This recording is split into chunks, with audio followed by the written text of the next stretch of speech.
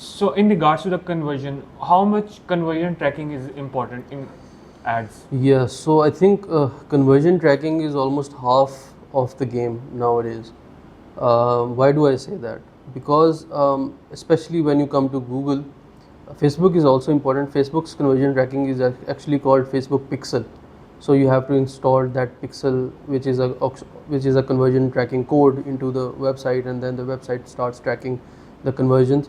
With Google, and basically Google has introduced some new automated bidding strategies. All right, maybe you know about them. A lot of people who start off, and I have these four phases of Google Ads.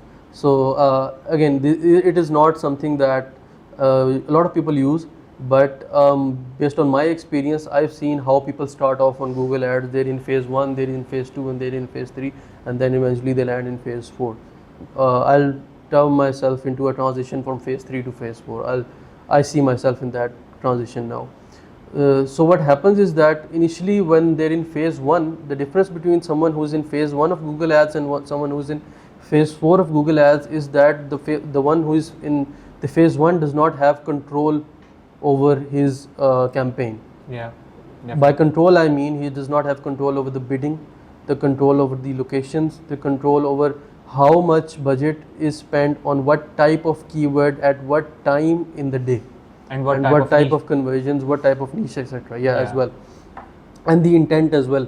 All right. So some people who are searching for something based off an information, like for instance, if someone wants to buy a sprinkler service in the United States, he would search a sprinkler service near me. Yeah. That is a much more potent keyword as opposed to what kind of sprinkler services are in the United States. So that's just an information based query. So someone who's in phase 1 cannot filter those searches out. So that's why they're in phase 1, but still they're able to provide value. How?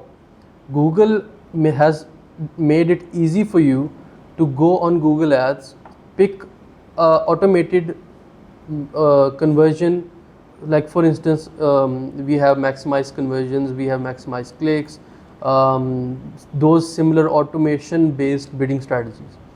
What Google says to you is that we'll provide you conversions, just tell us what the conversions are.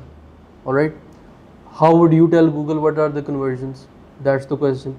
Then Google gives you that conversion tracking access.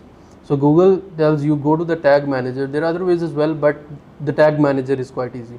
So Google tells you go on the tag manager, create your account, create a code, install that code into your landing page or your website, and connect that with the Google Ads account.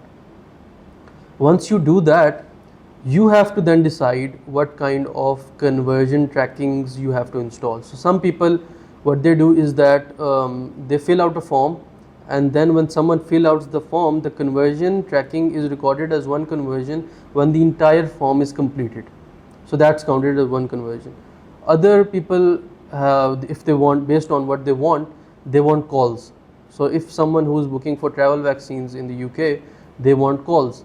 Forms as well, that's secondary, but they want calls so they can book someone on call, and then they could come and administer the vaccine. Right. So that specific call button, when someone clicks that signal, Google will pick as a conversion. So that's one conversion. Now what happens is that Google analyzes your conversions. Like Sami, for instance, has told Google that I want the highest number of forms. So maximum forms, Google, you have to bring it to me. So what Google will do is that based on its signals of the entire population that you've selected, the entire demographic, if Google thinks that, for instance, you've placed a budget of £50, all right, as an example, all right, if you placed a budget of £50, so Google will try to consume that £50 and provide you with audiences or with people or like customers or traffic that Google thinks would complete those conversion actions. So Google will show ads to the ones who Google thinks that would fill out this form or will call based on their signals, based on what they've been searching for, based on what they've been saying, Yeah.